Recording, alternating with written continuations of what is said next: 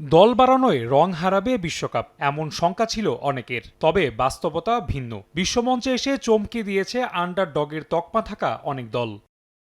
শুরুটা স্পেনকে দিয়ে। পুচকে দেশ কেপ ভার্দের সামনে আটকে যায় তারকাখচিত লা রোহা। ঘানায় থামে ইংল্যান্ড, আর দক্ষিণ আফ্রিকা তো উঠেই গেল পরের রাউন্ডে। আর সবশেষ জার্মানিকে হারিয়ে আলোড়ন তুলেছে ইকুয়েডর। কাগজে কলমে এসব ঘটনা অঘটন মনে হলেও পর্দার পেছনে আছে কৌশলের ছক। শুরু করা যাক স্পেন কেপ ভার্দে ম্যাচ দিয়ে। ছোট দল পেয়ে স্টার্টিংয়ে একাধিক তারকাকে বিশ্রামে রেখেছিলেন দে লা ফুয়েন্তে। কৌশল সহজ, স্পেনিয়ার্ডরা ব্যাক পাসে উপরে তুলবে কেপ ভার্দের ফুটবলারদের, এরপর কাউন্টার অ্যাটাকে বাজিমাত। তবে এই ট্র্যাপে পা দেয়নি তারা, বরং স্থির থেকে মধ্যমাঠ আর রক্ষণ ছিল নিজেদের জায়গায়। তাতে 4-5-1 ফরমেশন ভাঙেনি কেপ ভার্দের, আর জায়গা না পাওয়ায় জালের দেখায় পায়নি 2010-এর বিশ্ব চ্যাম্পিয়নরা। একই কৌশলে ইংল্যান্ড বধ ঘানার। ডিফেন্স ব্লক করে রেখে আটকে দেয় সুযোগ। কেপ ভার্দের মতো তারাও ইংল্যান্ডের ট্র্যাপে পা দিয়ে প্রেস করতে যায়নি। পরিসংখ্যান বলছে দুই দলই শুরুতে প্রতিপক্ষকে অনেক বেশি পাস খেলতে দিয়েছে, অযথাই বল কেড়ে নেওয়ার চেষ্টা করেনি। তবে ম্যাচের শেষ দিকে জয়ের সুযোগ নিতে কিছুটা বেশি প্রেস করেছে তারা।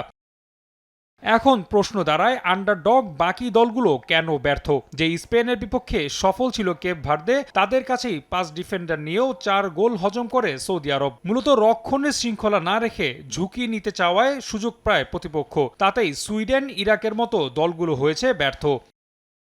দলগুলোর লং পাসের কৌশলও কাজে দিয়েছে। গোল কিক থেকে তারা শুরুতে ছোট ছোট পাস খেলে নিজেদের অর্ধে, সেখান থেকে সুযোগ বুঝে হঠাৎ করেই লং পাস, তাতেই গোলের সুযোগ তৈরি হয়। যার বড় উদাহরণ দক্ষিণ কোরিয়ার বিপক্ষে মাত্র 31% বল দখলে রেখেও 14টি শট নেয় দক্ষিণ আফ্রিকা, যেখানে কোরিয়ার ছিল মাত্র 7টি। এতে অবশ্য ঝুঁকিও থাকে নিজেদের অর্ধে বল হারিয়ে গোল হজম করার। অবশ্য শুধু কৌশলী নয়, ব্যক্তিগত নৈপুণ্য রাখছে বড় অবদান। যেখানে 40 বছর বয়সী ভোজিনহা স্পেনের বিপক্ষে অসাধারণ সেভ করে রীতিমতো নায়ক বনে গেছেন। আর কুরাসাওয়ের গোলরক্ষক অ্যালয় রুম এক ম্যাচে 15টি সেভ করে বিশ্বকাপে রেকর্ড স্থাপন করেছেন।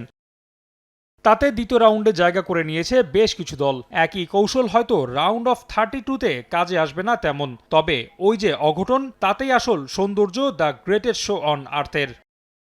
রাফি আমিন, সময় সংবাদ।